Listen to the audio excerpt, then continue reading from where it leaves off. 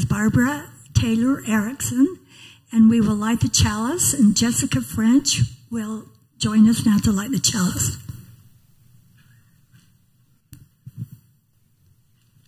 Good morning, everybody. Good morning. I light the chalice with these words from Melanie Davis, A Spark of Hope. If ever there were a time for a candle in the darkness, this would be it. Using a spark of hope, kindle the flame of love, ignite the light of peace, and feed the flame of justice.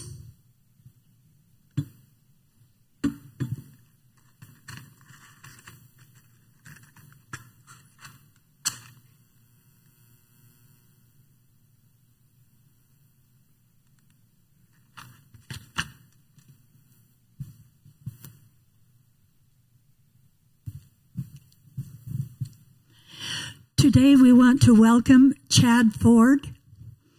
He is an international conflict mediator and facilitator.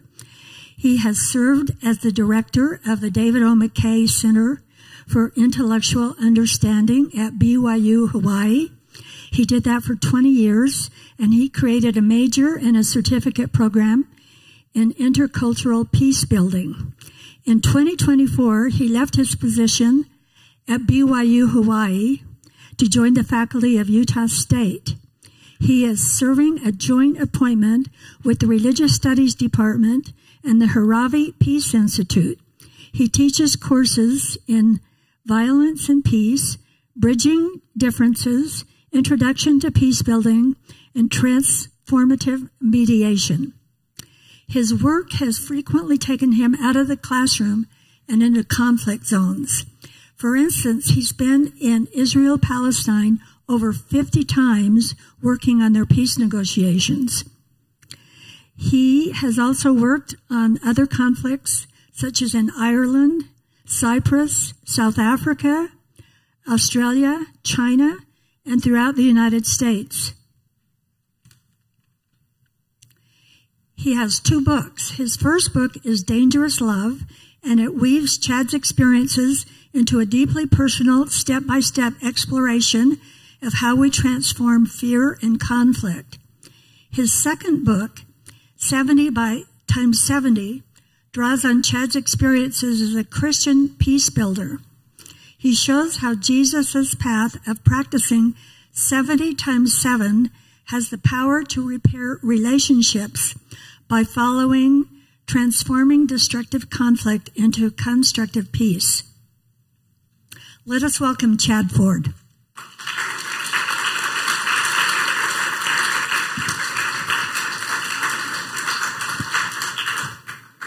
Well, thank you for having me, and what a fantastic thing that the Unitarian Church has these summer forum series where we think about contemporary issues and how to live into our values in those issues.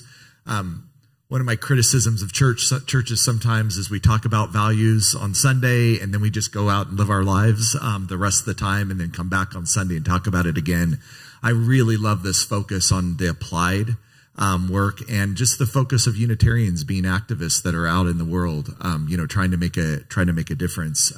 Something that really resonates with me, and I'm grateful to be here with you today.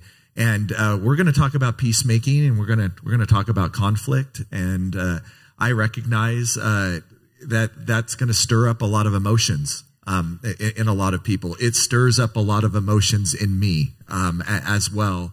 I'm a conflict mediator by trade, and as Barbara said, primarily over the last 20 years, my work has been with Palestinians and Israelis in Jerusalem, particularly in the Middle East, though I've worked on a number of other conflicts and have focused primarily actually on religious conflict and thinking about different religious groups and the challenges that they face today.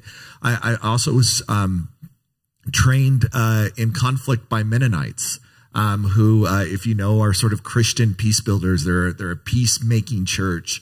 They serve over 347 peacemaking missions around the world, and it was an awesome experience to be able to see how they wove their theology into the practice of peacemaking, and it deeply influenced a lot of the things that I want to talk about today.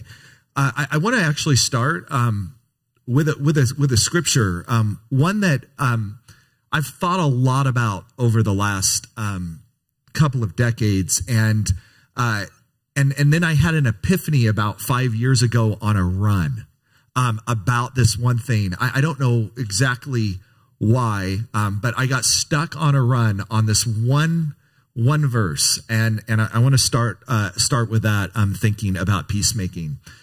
This is from Luke chapter 4. This is Jesus speaking. This is the first recording that we have of a sermon by Jesus. Right? It's in his hometown of Nazareth. And just to give a little bit of a background and history, we don't know much about what Jesus is doing, right, for essentially 30 years, right? We're sort of in Bethlehem. He shows up in the temple as a young person, and then he just shows up in Nazareth, his hometown. And what we sort of know historically now is that Jesus was probably training to be a rabbi. This is likely what he was doing. There's a very rigorous way of being trained to do that. And you don't really get your ministry until the age of 30, right? And so this time's about right. And when you're starting your ministry, you're going to go to the synagogue, your hometown synagogue, and you're going to read a scripture. He's going to pull out a scroll and reads this. He's actually quoting here from Isaiah chapter 61, right? So he's pulling open the Old Testament scrolls and he's reading from it. And anyway, he reads one verse. And then he sits down. And this is the verse. And again, this is the first recording we have of Jesus like trying to preach a sermon or talk about it in his hometown. It's a fascinating choice.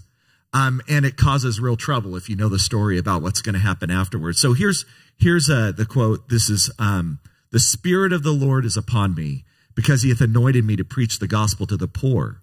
He has sent me to heal the brokenhearted, to preach deliverance to the captives, and recovering of sight to the blind, to set at liberty them that are bruised, to preach the acceptable year of the Lord." Here's what was going on the run. I don't think that's the full quotation of the scripture. Jesus edited the scripture, but I couldn't figure out for the life of me what was being left out of the scriptures. Anybody know in here what's missing? He edits the scripture. I'm on the run trying to figure out. I can't figure it out. I get home. Like the first thing I'm doing is I'm like flipping over to Isaiah 61, and this is what he left out. "And the day of vengeance of God." Let me get out of the way there so everybody can see it. He leaves this out. And I find it so fascinating that he does. And it actually got me thinking a lot about it. And it actually ended up being the book. 70 times 7 started from this run and this germ of an idea. Why did Jesus leave that out? So let me give you a little bit more context. And then let me tell you what happened afterwards, if you remember. I think we all know that at this time, the Roman Empire had colonized what was then, Judea or Palestine at the time.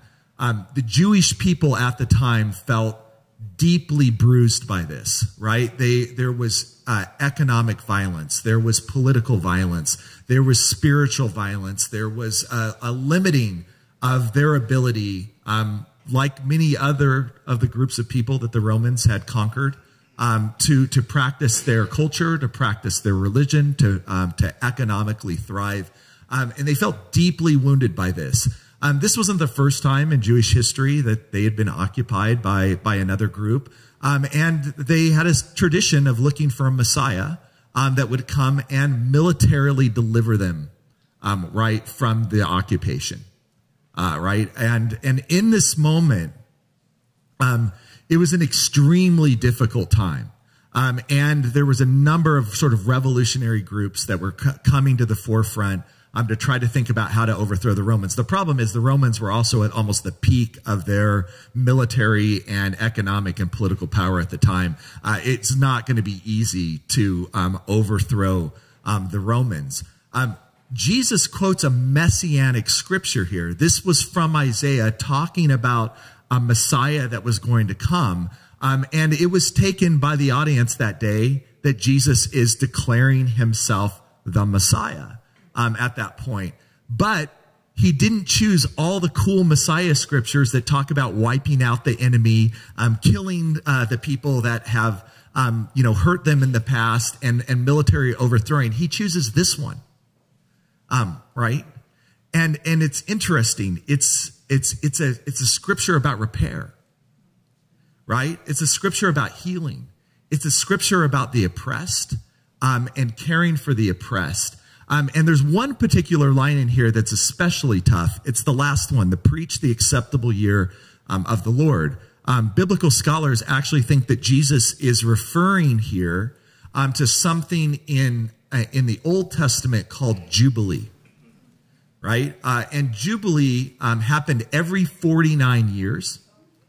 Or was supposed to happen every 49 years. It was sort of a commandment from God that we'll talk about in a second. But it was really amazing and unique. If you were in debt, your debts were forgiven. If you had to sell your ancestral land because you were in economic peril, you got your ancestral land back in the 49 years. If you were in slavery, you were freed, right? All debts were forgiven. It was this massive re-leveling of society every essentially 50 years that was intended to not create huge economic and social gaps in society. They recognized things can go wrong over time, but every 50 years we're going to kind of level the playing field. Again, we're going to make things right so that people can thrive. Right? And that there won't be poverty, there won't be oppression the same way.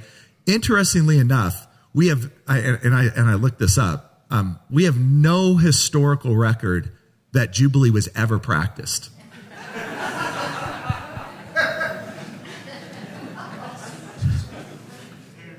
And you think we would, right? Because be a big deal, right? Everybody's debts being forgiven, everybody having to kind of give land back or whatever. You think if historians were going to record something like Jubilee would be heavily recorded, you could also understand why it might be hard to practice that, right? And why people might not feel incentivized if you have the power, if you have the resources, if you have the land, giving it up freely, right? Every 50 years and re-leveling would be a really hard thing to do with people in power.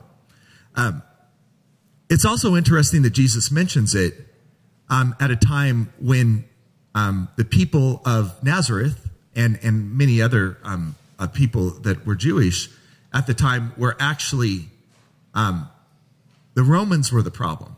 The Romans are the oppressors. The Romans are the bad guys here. Jesus is making a critique of his own people. Here. He's making a critique about Jubilee here. And so the reaction is pretty interesting. If you remember, the first thing that people say is, wait, aren't you Joseph's son? Like, aren't you the carpenter's son? Like, basically, who are you? Right? The second thing is they're like, oh, we also heard in Cana that you turned water into wine. Can you maybe prove to us you're the Messiah? Like, can you do a miracle for us here? Which Jesus refused. Then they get angry, and the scripture and the story ends with them trying to throw Jesus off a cliff. That's a tough way to start a ministry. Right? And I've thought a lot about why were they angry? Right? Why did this trigger something in them?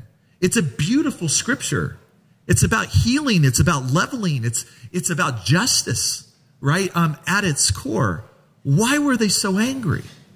And I think that we can think of a lot of reasons why it doesn't actually explain in the story. We have to kind of put our own imagination to this. But I think it explains something about conflict that I want to talk about today, that I find as a mediator that I see happen in a lot of various spaces. And it also turns out it's not the last time folks are going to be angry at Jesus.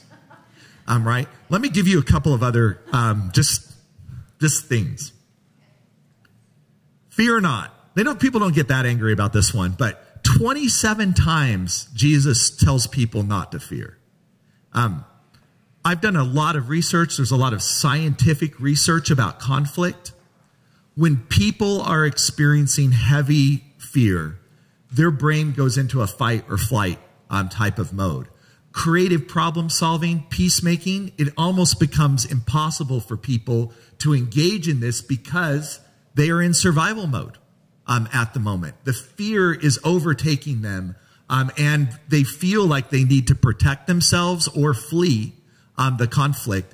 And, that's pretty much everybody that I work with, right? Everything from marital conflict and family conflict to community types of conflict. People are experiencing the high levels of stress. They're overwhelmed by what they're feeling, and they feel like I just need to fight the person, I got to get rid of them, or let's just back off and run away. Neither of those are actually very effective strategies in peacemaking, but they're really big ones. So here Jesus, he's going to say, blessed are the peacemakers, right? But it's really hard to be a peacemaker when you're in the throes of fear. So 27 times he tells us. Love your enemies, not a popular one, right? We all know it. Right? All of us can be indicted here, right? A little bit, but especially not popular when you are the oppressed group, right? And you're seeing the oppression of the Romans every day. And Jesus is telling you, love them. Not a popular command. And he really, really gets it. Don't be angry with each other. Oh, come on. Right?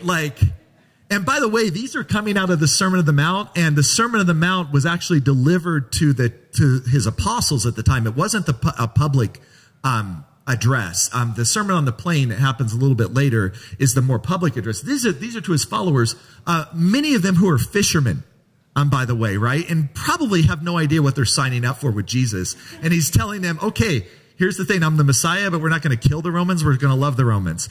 Also, you shouldn't be angry with each other. All right, let's keep going. Turn the other cheek when struck by an enemy. Are you nuts? Right? There's an amazing scene, if you've ever seen the film Gandhi, where Mahatma Gandhi is walking the street and he's with the Reverend Charlie Andrews, who's a Christian priest, who is out in India thinking about how the Catholic Church might help Gandhi in this sort of overthrow of the British Empire at the time. And he's there and he's studying with Gandhi. And Gandhi tells him, look, I'm Hindu, I'm not Christian, but I love this line. This is my favorite line out of what Jesus says. And Charlie Andrews says, Gandhi, I don't actually think that's a metaphor. It's not meant to be literally. You're actually out there doing nonviolent civil disobedience. You're actually getting hit. I don't think Jesus meant that literally. And Gandhi says, no, I actually think that he does. And he says, look, this is what I've found. Conflict requires a predictable response, right? If I slap you, I'm expecting you to do one of two things in return. Either slap me back, that's a predictable response. Or if I'm really strong, I slap you, you run, right? You run away. And either one of those things gives the enemy that slaps you justification, right? If I slap you and you slap me back, the person that did the slapping at first says, why did you do that? Right? You deserved the first slap. So you slapping me back means that you don't think that you deserved it. And therefore, I need to slap you even harder the next time. We're going to talk in a minute about Israel-Palestine and how we see that dynamic happening over and over and over again. If you run, it's sort of an admission, yeah, I probably deserved it, and now I'm going to run away and take my beating. What happens? But if you stand your ground and say, look, brother or sister, you seem really angry with me right now. And I want to reconcile. So if you need to get it out, if you didn't get it all out on the first one, here's the other cheek. It psychologically messes people up. That is not what is supposed to happen next. And it breaks cycles and patterns where people don't know how to respond. When Gandhi did this, the British Army did not know how to respond to this, right? Like, we want you to fight us back and then we can overwhelm you. Or we want you to run away and admit our power. Standing there and taking it and turning the other cheek, we don't know what to do with that. And we know later at the Salt March that Gandhi does that they're so effective at this. And that when the newspapers find out about this in England and what was happening, it really was the end of the British Empire in India. No longer could people stomach, we are going to just abuse people who are standing there and taking it. Stop casting stones at each other. We know the story about the woman caught in adultery and what have you, and they're asking Jesus what to do, and he says, that he is without sin cast the first stone. We almost never read the second part of that story because if you remember in that story, the people at the time who were asking Jesus that question, when Jesus says he that is without sin cast the first stone, it says they leave pondering their own sins. But like literally 4 verses later, they're back, right? And they're frustrated because they're like, she deserves it.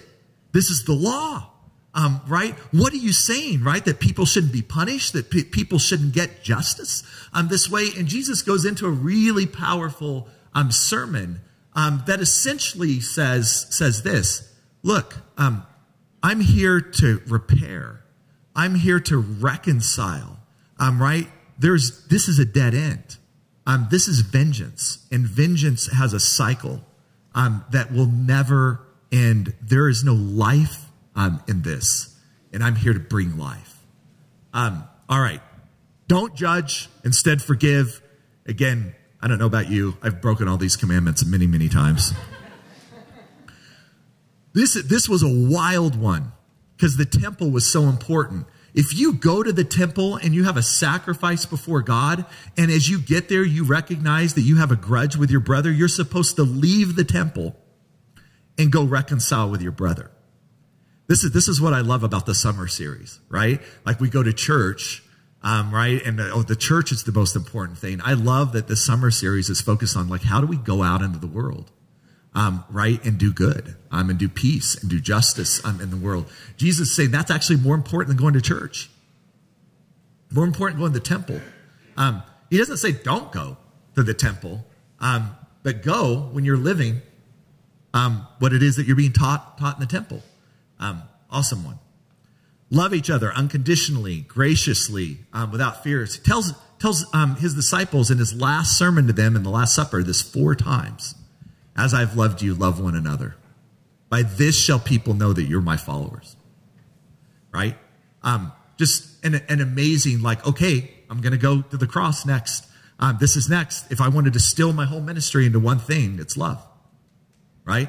And how are you going to know?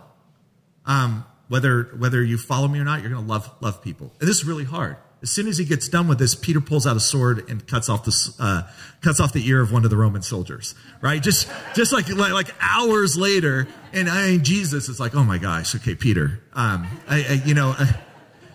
here he is again. And I love Peter, by the way, because Peter, I think in a literary terms is the foil. He's the guy who is constantly like, Jesus, this doesn't make any sense. In the real world, it doesn't really work this way. And come on, man. It's got to be tough. In fact, the name of my book, 70 times 7, actually comes from a question of Peter, right? If you're a fisherman and you're getting all this stuff from Jesus, what's your question? Like, unlimited? Like I got to do this forever? Can't we put some limits on it? So if you remember, he says how many times, right? Like how many times? And then he suggests 7. 7 is interesting for a couple of reasons. One, it's generous, right? 7 is more than 1, right? 2, in Judaism, 7 is a perfect number. It means completeness. So there's some sort of religious symbolism there around it. And Jesus responds 70 times 7, Peter. Now, of all the hard things that I've got listed up there, I think this is the hardest. As I work as a conflict mediator all the time, people say, well, I'll try it once. And if they respond in a positive way, cool, we can have peace, right?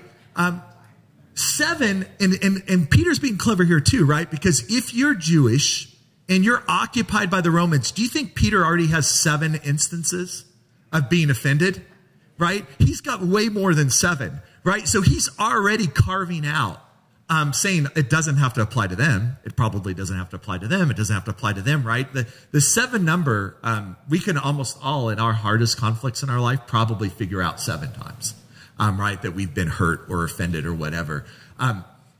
When a rabbi multiplies a number like that, 70 times 7, what he's essentially saying is, Peter, it's until it's done.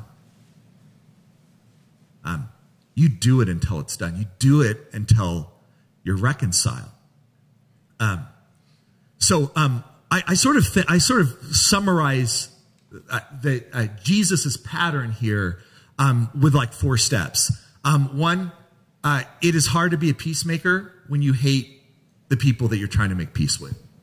If you cannot see their humanity, if you cannot see their sacredness, if you can't do that, making peace is really, really hard. I do child custody cases. I do divorce cases. I do lots of stuff. Why can't we get agreement? I want my ex to suffer, like for what they've done. I want them to pay. I want justice. And when they say justice, what they really mean is I want punishment, right? I want them to suffer. Really hard to come up with a collaborative agreement.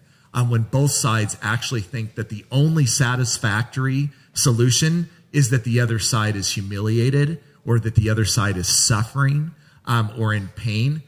It's really, really hard. Most people don't want to agree to stuff like that, right? Like that's not something I really want to sign up for.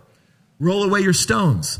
Jesus is teaching that when we throw stones at people, they beget stones back, right? When I criticize, when I judge, when I hate, I typically provoke that exact same thing back in response, right? And again, there's all sorts of social science around this and escalatory patterns. We can get into game theory. I could tell you all sorts of things, but human beings are predictable. I insult you, most likely you are going to insult me back, right? I embarrass you, you're going to try to embarrass me back. I don't see your humanity. It's going to be hard for you to see my humanity back. It's reciprocal in nature. And once it gets started, we give each other sort of justification. Well, you threw the first stone. Well, you threw a bigger stone. Well, yours was harder than that. Well, yours hit me in the head, but mine only hit you in the leg, right? It just keeps going and going and going. Take the risk of embrace. You want to reconcile with your enemy? Be the first person to open up your arms and invite reconciliation.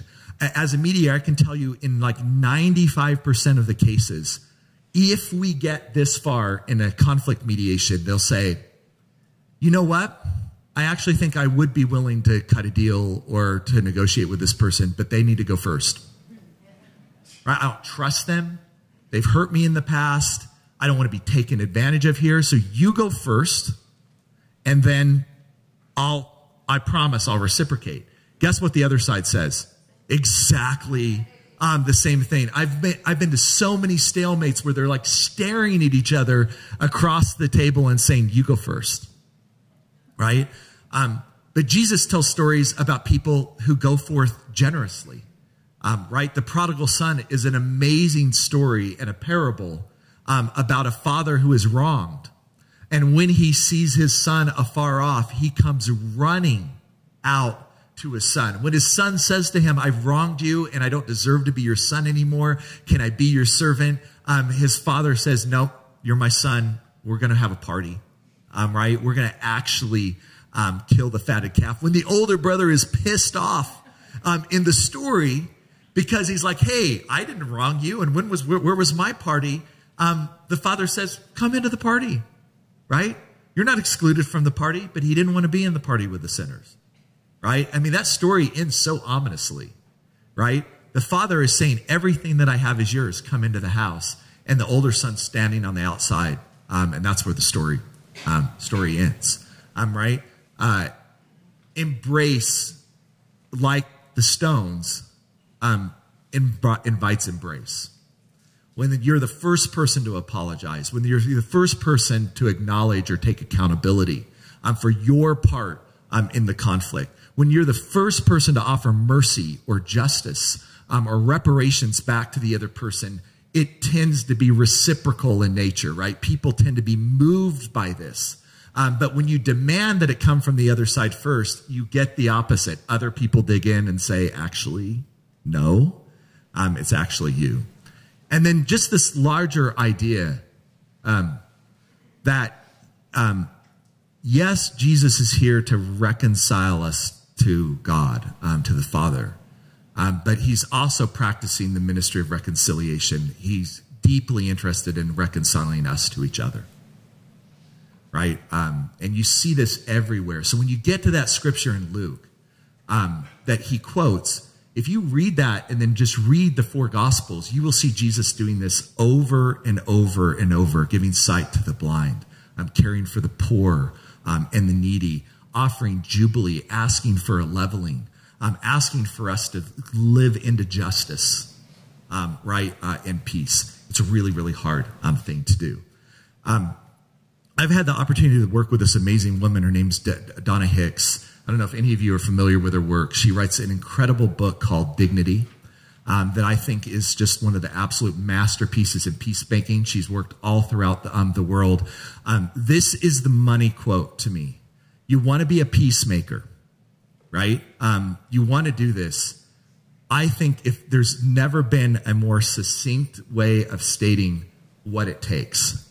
The glue that holds all of our relationships together is the mutual recognition of the desire to be seen, heard, listened to, and treated fairly, to be recognized, understood, and to feel safe in the world. When our identity is accepted and we feel included, we are granted a sense of freedom and independence and a life filled with hope and possibility. So I've used this quote in conflicts around the world, and I've always got the same response, but I'm going to see maybe First Unitarian is going to be the first one to throw it off. So just raise your hands. I'm going to ask you a few questions. Raise your hand if the answer is yes to this. How many of you do not want to be seen?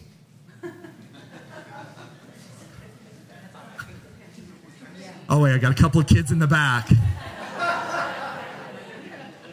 They're clever. They're like, seen doing what? Yeah. Okay. How many of you don't want to be heard? Listen to. Anybody here? Maybe like, I love it when people don't listen to me. How many of you are cool with being treated unfairly? Nobody, right? How many of you don't like to be understood? I love it. You're misunderstanding me right now. I love it that you're just, everything that I'm saying, you're taking it in the opposite direction. How many of you are okay feeling unsafe? Right? In the world. How many of you like it when people misidentify you? You don't like it. I was with a group of pretty conservative people the other time, and this is one they saw the trigger. They knew what was coming. Right, we're going to talk. They thought we were talking about pronouns for a minute. Of course, they don't like pronouns, right? And so they're like, "Oh no, I don't really care about that." And it was a man who said it, and I said, "Thank you, ma'am." And he got pissed off right away. And I said, "Why are you upset?" Well, I'm clearly a man. Well, okay, but you said it doesn't matter whether your identity is accepted, right? It doesn't matter to you. It shut it down really quick, right? And then freedom and independence. We want to feel autonomous, that we can go and pursue our dreams and be able to live the lives the way that we want to live them, right? And we want that sense of freedom or independence. we all get this. We all know that we need this stuff in life. We all know that conflict tends to rise when these things are not happening, right? When others aren't seeing us or listening to us or accepting our identity or what have you. And so here's the trick. Can you give it to others even when they're struggling to give it to you? Right? Because you know deep in your bones how important these things are, how much you value them as a human being, are you willing to give them to someone who isn't able in the moment, for whatever reason, to give them to you? That's taking the risk of embrace. That's saying, even when you're not treating me as another human being right now, I see your humanity. I see that you're someone who needs to be seen, heard, and loved, and I'm going to treat you that way. And I'm going to see you that way. And then magic happens. So I have this friend, his name's Daryl Davis. I don't know if you've ever heard of Daryl Davis before. Yes, you've heard of him in the back. He's a black jazz musician. He's a genius. He's an amazing guy. And he tells a story one day where he's playing in the South in a bar. And after it's over, this man comes up to him and a white man offers to buy him a drink. And as he's at the bar with this man having this drink, he's asking questions. I really love your music, what have you. But then somehow it comes out in the conversation that he's a member of the KKK, which is crazy. And, you know, no one would judge Daryl Davis for a minute if he threw that drink in his face, if he physically grabbed the guy and threw him out of the bar, for whatever. But Daryl Davis asked him a different question that day. Why? Why? Why would you do something like that? You seem like a decent guy. You're here. You're having a drink with a black man at a bar right now. Like, you seem like an okay guy. Why would you do that? And he was puzzled a little bit by that question. And he had to actually talk about that for a while. And he had a whole backstory, as you can imagine, and looking for belonging, and that was the one group that sort of accepted him and made him feel like belonging. And they started having lunch together. And then Daryl Davis did something else crazy. He said, can I come to one of your KKK meetings? And he said it because this man had told him, I've actually never had a conversation with a black man before. This is like my first time. And he's like, yeah, it turns out, you know, black people are great. Right? So let's just go. Now, I mean, that's an incredibly courageous thing. But Daryl Davis was practicing the risk of embrace. I'm going to go to my enemies. I'm going to show them love. I'm going to listen to them. I'm going to see them, hear them, what have you. Daryl Davis has over 200 KKK robes in his house of people from the KKK who gave them their robes because they left the KKK.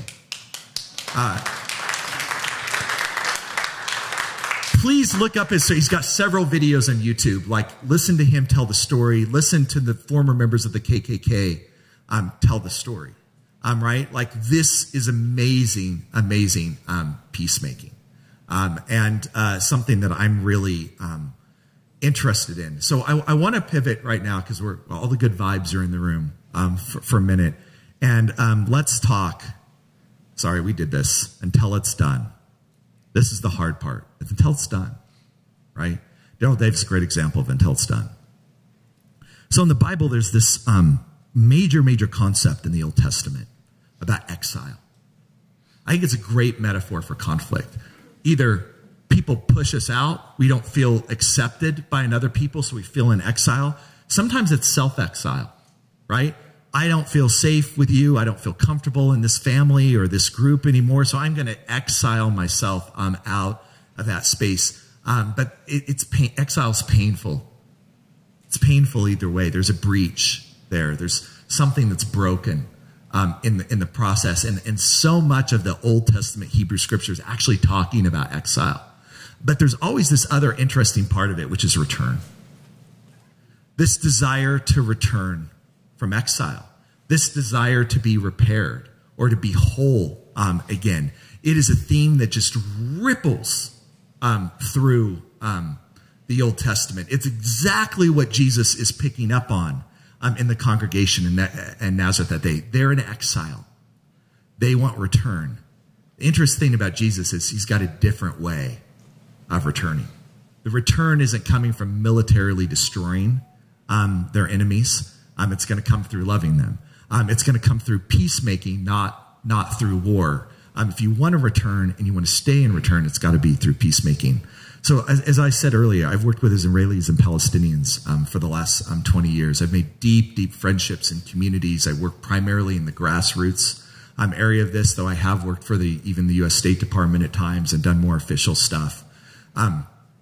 It's interesting. It's the story of both groups, a story of exile and a story of return. It's deeply in the Jewish narrative about having to be forced out of their homeland, in part because of an uprising against the Romans that happens about 40 years later, where the Romans destroy the temple and essentially forcibly exile most of the Jews out of Israel at the time.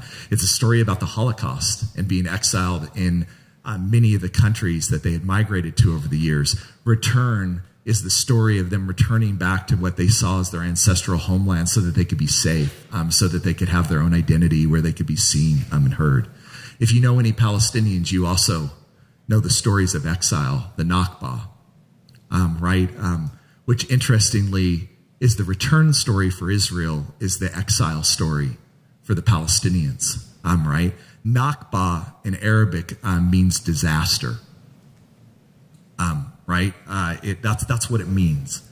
If you've been around Palestinians, you know that many of them who lost their homes and lost their ancestral lands and lost their olive trees and all the things they wear their keys around their neck. Right? This is in the 1940s, so those keys are getting really old. When you talk about what one of the biggest obstacles for peace is for Palestinians, it's the right to return. It's the right to return to where my great-great-grandfathers planted those olive trees.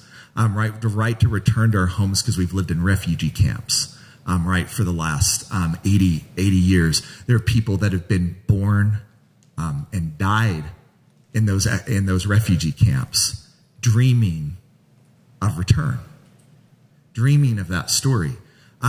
It's powerfully sad in a lot of ways because there is some similarities to the stories. There's some similarities to the needs and what people are looking for and what they need. But there's almost no recognition on each side that their enemy has a story that is really, really painful, that's connect together. These are images from, on the right, October 7th. This is one of the villages that Hamas raided and murdered and kidnapped a number of people. To the left is a picture of a city in Gaza and what's happening. We know now, I think the latest numbers are 60,000 people killed in Gaza, mostly civilians. I think the World Health Organization has said that 50% of the population is in danger of starvation to death at any one moment. There, on the Israeli side, there are still around 50 people that are still kidnapped and hostages of Hamas. Still families mourning what's happening, all their fears raising up. And I've been working on the peace process for the last 20 years there. So October 7th hit really hard with me because I understand the natural human reactions to both of those events and what it was going to mean for the peace process. And you can take a wild guess what happened for most people. That's a line too far. I can't make peace with the other side. And even people who have dedicated 20, 30, 40 years of their lives to making peace, of crossing borders, of getting to know people, learning each other's language, eating each other's food, bringing their kids together or whatever, said this is too far. It's too much. There was so much pain. And some of that was personal for me.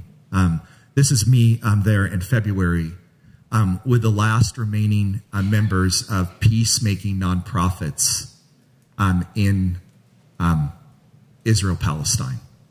There used to be thousands of people. There was about 40 people there. most of the nonprofits had shut down. And then on top of it, USAID got pulled, so there was a primary funder for many of the other ones. So the ones that somehow survived, somehow had made it through the last year and a half, were in the process of shuttering their doors at well. One of the most depressing sort of days of our life. This is Jakob Tuki, sorry. He's Palestinian. Worked for USAID as a Palestinian liaison. I met him in his office in 2007, where I was pitching an idea to USAID to fund a project that brought young Israeli and Palestinians together through some scientific work that we're doing around superordinate goals to bring them together, and I got laughed out of the room by the USAID people. We're not going to fund that. Jakob followed me out of the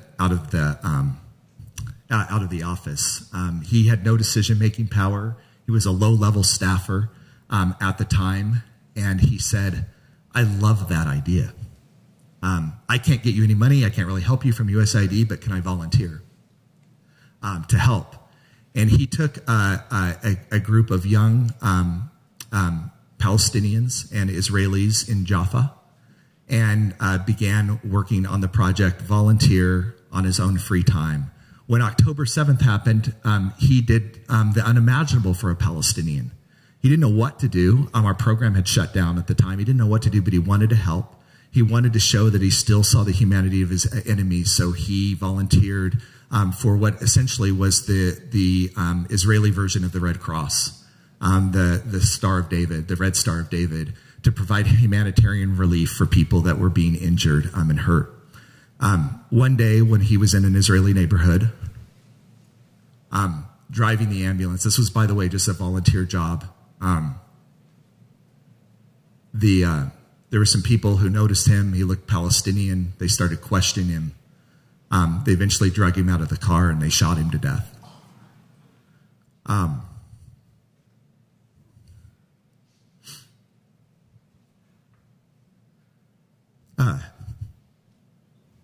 In that 15 years that I knew him, he ended up raising around $10 million for our program. He ended up inviting all of the USAID people out to his little volunteer group. He got them knowing and meeting Palestinians and young Israeli families and started pushing for funding and eventually got it and eventually got more and more and more and more funding for him. He was an incredible peacemaker, put himself at risk and died in the process. This is Vivian Silver, one of the founders of Women Wage Peace. Jewish, and Amal Elsana Aljouj was her co-founder and partner. She was at the Peace Concert on October 7th, one of the organizers of the Peace Concert that Hamas raided, and she was murdered at the Peace Conference there. This is a quote from her. "Beneath all of our identities lies our essence, the essence with one voice and one face, the essence called humanity. To all of us who have dedicated their lives to advocating for a shared society on that piece of land, all of us who feel lost, all of us who don't know what to do, please still believe in humanity." She issued that just a few weeks before she was killed. Another good friend, another great mentor to me, and a deep, deep loss to an incredible women's nonprofit organization that was doing really incredible things. This is Rabbi Eric Asherman, the founder, one of the co-founders of Rabbis for Human Rights. One of the single coolest people I've ever met in my life was a rabbi in a synagogue in Wisconsin who decided that the version of Zionism that he was seeing in Israel was incompatible with his religious beliefs. That instead of arguing this on a political ground, they needed to argue it on a religious ground, that they needed rabbis that would stand for human rights and justice, rabbis that would work with Palestinians and protect their human rights. So he picked up his family, he moved to Jerusalem. And I'm going to show you a brief, and I just warn you, like a slightly disturbing video. I don't want to create any sensationalism here. He survives. this. He does not die. He's alive today. But I do want, because this was caught on video, I just kind of want to show you what peacemaking looks like in the West Bank. Meanwhile, video has gone viral of a masked Israeli settler armed with a knife attacking the co-founder of the group Rabbis for Human Rights, Rabbi Arik Asherman. The incident took place after Rabbi Asherman tried to film Israeli settlers setting Palestinian olive trees on fire in the West Bank village of Warta outside of Nablus. The video shows the masked man grabbing a knife out of his back pocket, then repeatedly lunging at the 55-year-old rabbi who is attempting to retreat. The masked man also kicked and punched the rabbi while making threatening gestures with the knife. The settler eventually ran away.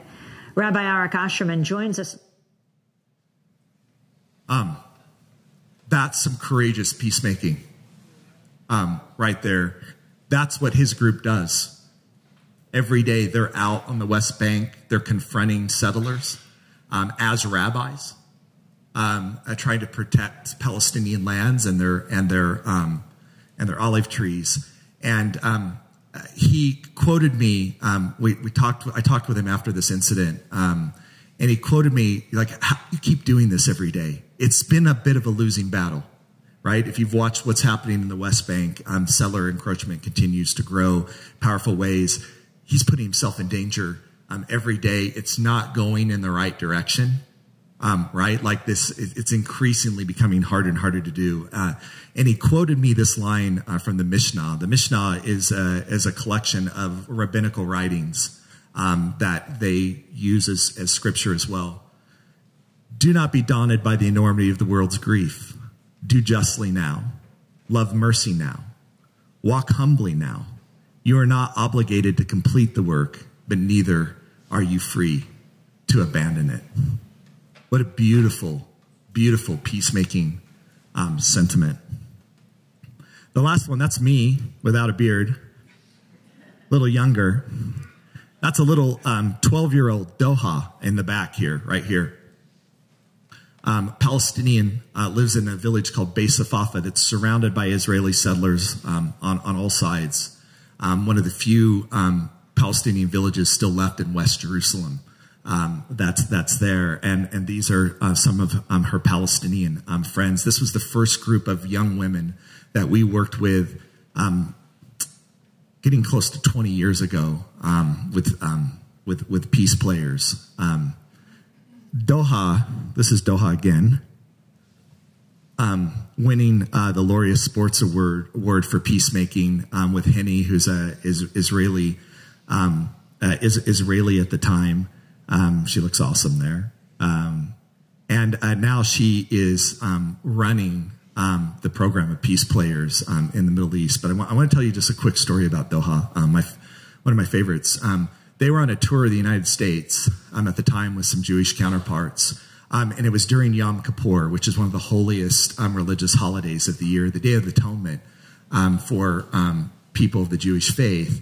And the girls that they were with were fasting as part of their religious observance at the time. And so the Palestinians decided, we're going to fast with you. We know all about fasting. We do Ramadan. You get a fast for a couple of holidays. We have to do it for an entire month, right, without food or water. But we know all about this, and we want to do it in solidarity. When it came time to go to the religious Yom Kippur services, the Palestinians said, we would like to go with you. There was a kind of freeze moment there for a minute. We're in New York.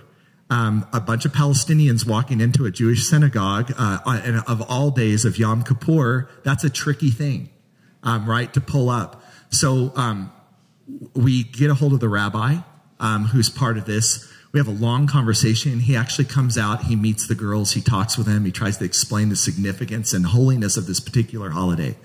But he's so impressed with them, he says, not only do I want to invite you into my congregation, I'd like you to speak. It's a big deal. They all declined.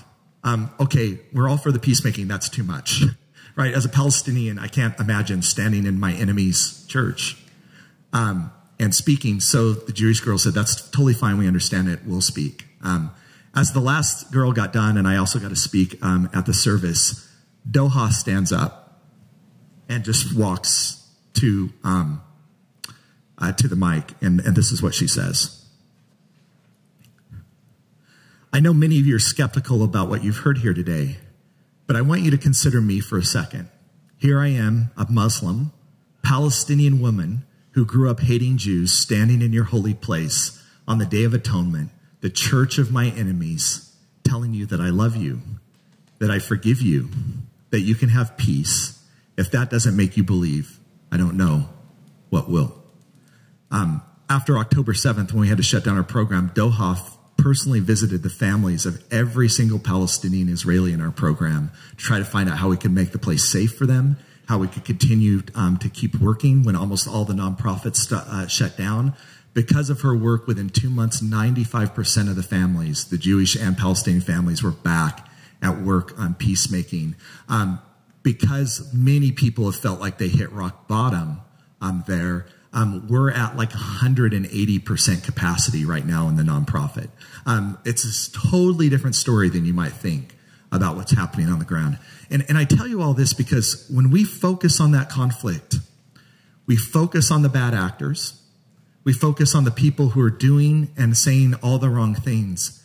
And I think we forget sometimes that there are peacemakers out there that are working desperately to find a solution of how to live together. They are underfunded.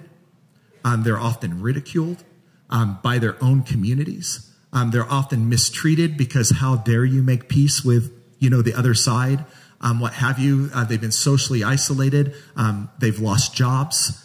Entire families have been run out of their homes because of the work that they do, but yet they continue to do it. And in a congregation that cares a lot about peacemaking, I want us to be alive to the fact that despite all the horror, and it is horror that is happening there are peacemakers on the ground doing incredibly dangerous, incredibly hard, incredibly vulnerable things, that they're having real impact on the ground, and that if you want to be a peacemaker, one of the easiest ways to do it is to platform them, support them, give people hope that people can figure out ways to navigate things together, that there are other options besides this side or the other side needs to be shoved into the sea. And so anyway, I found this on your website. I thought it was awesome. I loved it so much. It's the essence of peace building to me. I actually teared up when I saw it on your website because look what's in the center. Jesus asked us to practice a very specific type of love that I call dangerous love, right? Loving someone who loves us back, easy. Loving somebody who cares about us, easy. Loving our enemy, hard. Dangerous, even, as Jakob and Barbara and Rabbi Asherman show us. And what does it look like? What is that love? What does it transcend to? Like, what are the fruits of that love? Pluralism, generosity, interdependence, right? Interdependence, equity, justice. And here I want to just say one word about justice. There's a type of justice that destroys. That's a justice that is about punishment. And there's a type of justice that makes things right, right? Jesus calls for the sort of justice to make the wrongs of the world right again. It's not about destroying another person. It's about coming to all of those other things. You return evil with good, right? Jesus says, because good is what makes the world good, and what creates real justice in the world. And ultimately, and I love this term, I always say it's not conflict resolution, it's conflict transformation, right? We are transforming our relationships. We are transforming who we are. We're transforming the way that we see each other and how we operate and act in the world. And I'm here to tell you today, it's possible. It's hard. It is painful. It is scary. It is often not the narrative that we see even in the peacemaking world anymore about it, but it is possible, and the world needs more peace builders, and that's why I'm so grateful to be with you today. Thank you.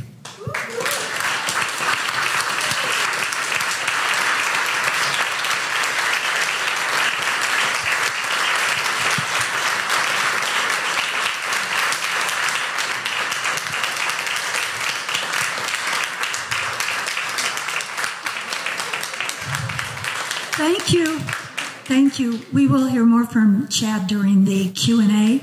Right now we are passing the plate for a few minutes. We will chat with your neighbors, and then we will have a Q&A. We are ready to do our Q&A. And if you will raise your hands, we will take questions from one side and then the other, and from the people watching at home on Zoom. And keep your questions short and to the point, and make sure it's a question that you want to ask. Okay, Bill.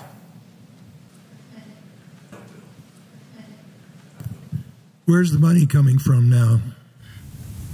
It's a great question. Been one of the single hardest things to figure out. USAID was a real hero in this particular type of space. They were funding, in addition to just food programs and vaccines and a number of things, they were the primary funder for about 75% of nonprofit peace building programs around the world. And in Israel, they were almost 100%. Now, it didn't mean that there weren't other streams of funding for those organizations, but they played a lot. So even just that organization I showed with Doha Peace Players, they were 50% of their budget, right? And so it's been really challenging. Let me tell you what we've sort of done in this world with it. I mean, you go to private philanthropies. The problem for private philanthropies, to be honest, is they're also being inundated by food security programs, vaccine programs. I mean, you know, so many things were cut that even very, very wealthy philanthropies are kind of having to look at this and say, like, where do we prioritize sending the money right now? And, you know, I certainly can't hold any fault to somebody who says, like, people are going to starve if we don't, right? If we don't put the money there. Peace building always feels a little more aspirational in nature, but it's also desperately needed, because whenever this horrific war ends, someone has to rebuild. And there's different people that can be in the position to rebuild. You want the peace builders to be the people in the space to be able to rebuild. And so we've been making lots of requests. We actually brought some Israelis and Palestinians over, and we went into D.C. and New York on a fundraising trip in March and April to try to see about rallying funds. The good news is, for a number of the programs that I've been either helping advise or whatever, we're close to back to operating funds for a number of them. Now, the question is whether it'll be sustainable or not. A lot of people gave a one-time gift to say, like, okay, we're going to bridge the gap. Figuring out the realities of the long term, like how do we stay in business long term when it's not an emergency anymore, the USAID shut down? How do we keep going? I think that is the question. It is the thing that terrifies me the most about the field is people don't generally believe that these types of programs will work or that peace is even possible, and so they're not going to give money to it. My son's here tonight. He's back up there. Raise your hand, TK. One of the things I love about him was when he went into peace building, he went a different path than me, and probably, frankly, a more important path. He went into measurement and evaluation, so that you can quantitatively and scientifically look at what are the impact of these programs, because I think that information is really critical for a lot of people deciding, I'm going to write a check. I can tell you story after story, but until they get the data that says, yes, I'm seeing this attitudinal change, yes, I'm seeing how it's growing, I think that's going to be a critical thing. And frankly, I know this is sad to say, he's kind of on the cusp. He's like pioneering this in peace building, because it's hard things to measure. How do you measure changes in the human heart, right? How do you measure changes in perception? And we have some behavioral measures and some things that we can do, but it's tricky. But he's doing incredible work. He's actually up here because we have the Harvey Peace Institute at Utah State, and we're really serious about measuring our impact. And he's been up here the last couple of days with us, setting into motion how we're going to measure that and how we do that in the future. So it's an extremely it keeps me up at night type of challenge, and it keeps me up at night for another reason. There are so many young people right now. We are being absolutely inundated with our program. I'm way over capacity in my classes right now at USU with young people who want to learn these skills, who are really pissed off that as adults we have left them such a shitty world, and they want tools to be able to make a difference. And I've been a professor for a long time. This young generation that's coming up has been the most peacemaking-minded generation that I've ever seen. They are coming to college not to make big money, right, or just figure out how to get rich. They want to fix the world. And part of my job is I can train you, I can give you things, but at the end of the day, you have to have a job, right? Like it has to be able to pay, right? Like you have to be able to put food on the table. And that's the thing that keeps me up at night too, because we have this incredible group of young people who are entering the world right now, ready to do this, wanting to do this, willing to make sacrifices, not asking to make hundreds of thousands of dollars a year to do it, but they have to make enough, right, to make a living. Yeah. Another question over Darlene. Okay. This is powerfully wonderful. You may not call it a sermon, but I kind of do. I think it's the best sermon on Christianity I've heard. Thank you so much. But my question is, there's also scripture that says there's a time for war, a time for peace. Do you believe that there is a time to protest and not embrace the other, but to fight? And if so, how would you decide where that line is? Yeah, it's a really interesting question, and I work with a lot of religious groups. So a lot of the work that I do, and there's certainly there. You go, if you're Christian or Jewish in the Old Testament, plenty of calls, right, to war. Certainly in the Quran, in the Bhagavad Gita. I mean, we could keep going on, right? Like it's there. A couple of things that I say for Christians for a minute. You don't really hear that language coming from Jesus, right? And in fact, one way to think about Jesus is that he's trying to provide a corrective, right? That he's actually trying to provide a cultural and religious corrective to what's happened in the past. He's saying, like, all of the stuff we've done in the past is a dead end. There is a deeper and better way. I'm torn. I'm very pragmatic. I practice a theology of nonviolence, but I also recognize that sometimes violence protects the marginalized. It stops genocide, and I understand the need for that.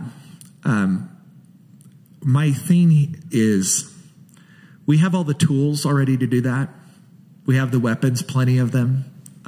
We have like-minded people to come in and do that. That doesn't solve any conflict. It's conflict management, right? Like, it keeps people safe, and that's an important and critical part of peacemaking, is to keep people safe. But we desperately need more peacemakers who are studying peace and how to build something out of that is more peaceful. So, like, I worked in Cyprus for a while. Let me just give you an example. And it seems like a small conflict, but I think it's a great illustration of a point. Turkey invaded Cyprus, I think, in 1974. It was a Greek and Turkish island, but Turkey, there's a war that happens. It ends up a stalemate about the middle of the island, the island of Cyprus. The United Nations comes in, builds a no man's land in between the two communities, and then mines it, puts landmines in to keep the Turkish army from crossing and the Greek army from crossing. The good news is it stopped the violence. right? There has not really been armed conflict in Cyprus since that happened. The bad news is the United Nations is still there, right?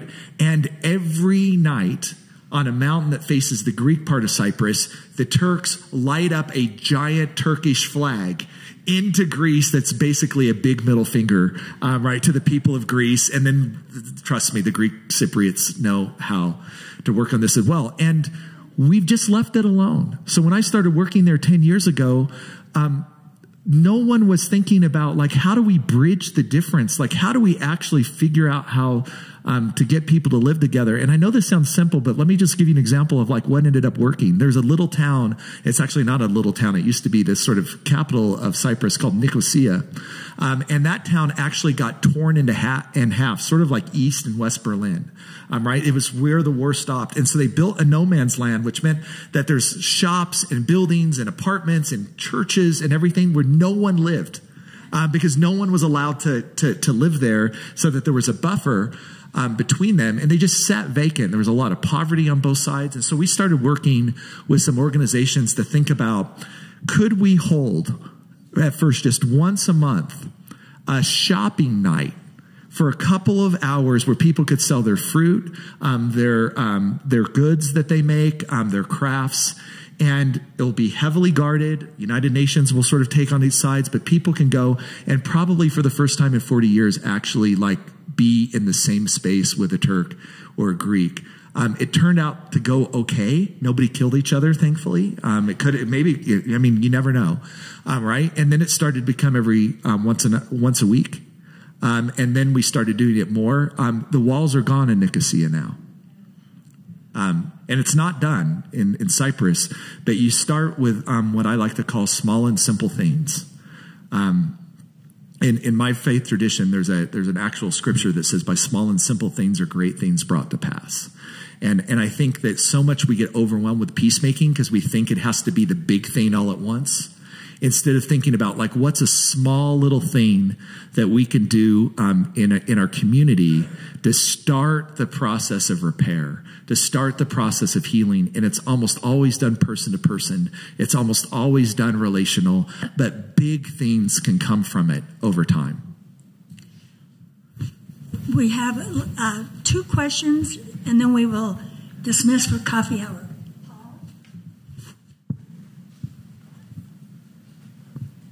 The symbol on my hat is Ukraine.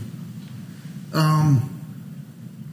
of my heroes are Gandhi and Mandela. Mandela tried at variations of the Gandhi approach, which was able, just laying on train tracks, very few people died in the process of his powerful passive resistance. This didn't work under apartheid. I'm just stuck, and I need you to please emancipate me. I can go to Ukraine, and I'm not quite as powerful or brave as the rabbi, but I think the rabbi is part of the solution. My question for you is, how much of this system, which to me is very powerful in the bottom line, but how much of this system can stop Putin in Ukraine? No. Right now, I don't think it can, to be just completely honest. If we had been doing this 25 or 30 years ago, which we should have been, right, when the former Soviet Union broke apart, and there clearly were tensions between those communities, if the world communities had thought about peacemaking then, instead of what turned out to be aggravation on both sides that built and built and built this way, and this is again part of the frustration, right? Like, it's really hard to put out a fire when the entire building is burning to the ground. Fire prevention is cheaper, and it works. It works incredibly well, and we don't do it. And I just want to say one other thing, because I have deep friends again in Russia and Ukraine, and all the pain and suffering that's happening there. But I just want to tell one quick story that's haunted me over the last year. On my last day in Israel and Palestine, some Palestinian and Israelis that are still working in the peace process, they took me to lunch right before I went to the airport.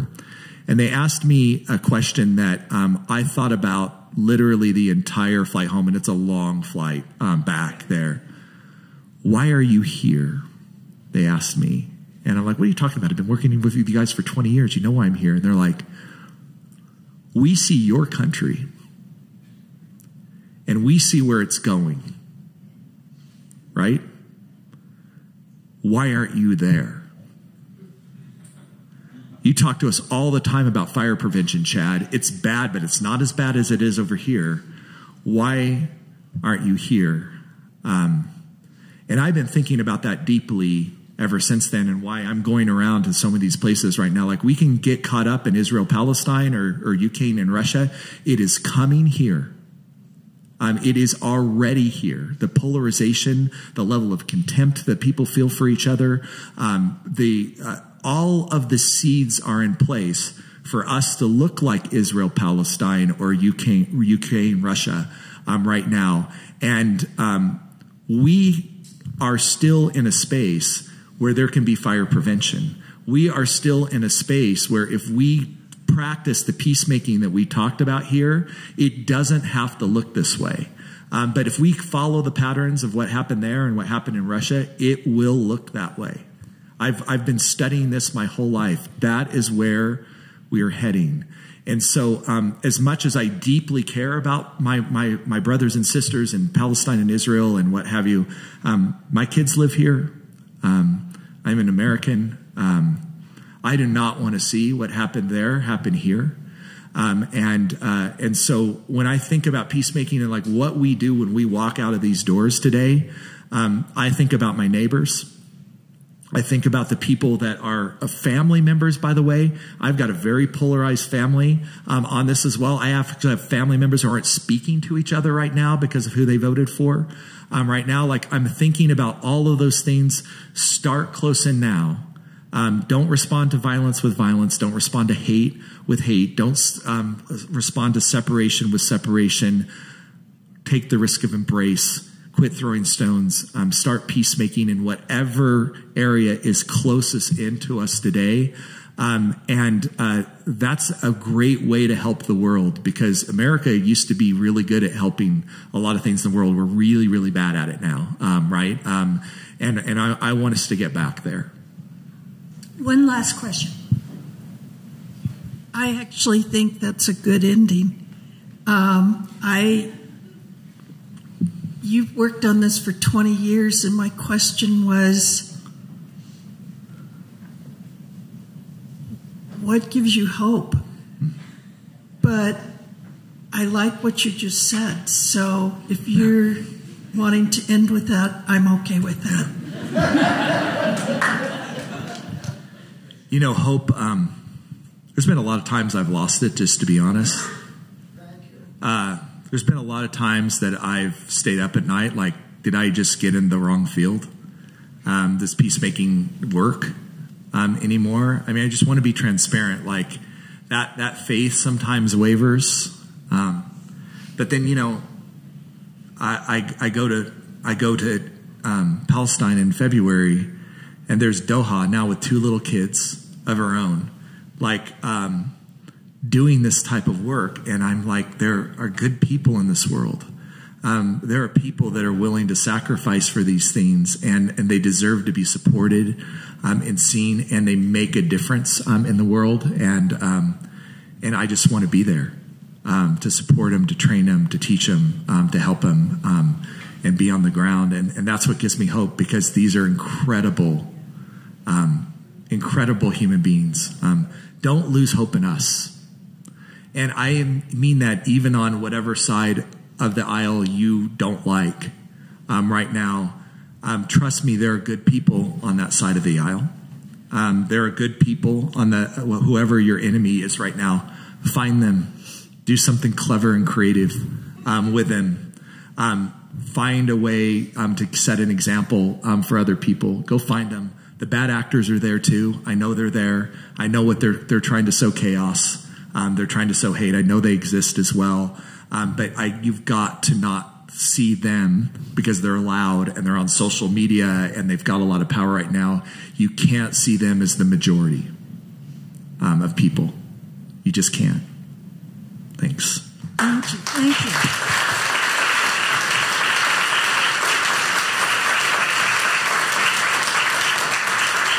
If you want, by the way, I have a newsletter. We have all sorts of cool things happening in Utah. I've got our Utah State students there. So if you want to click on the QR code, you can sign up for free to the newsletter and find out about events and other stuff if you're ever interested. Now we will adjourn for coffee, and Professor Ford will be in the coffee room if you want to talk further. Thank you.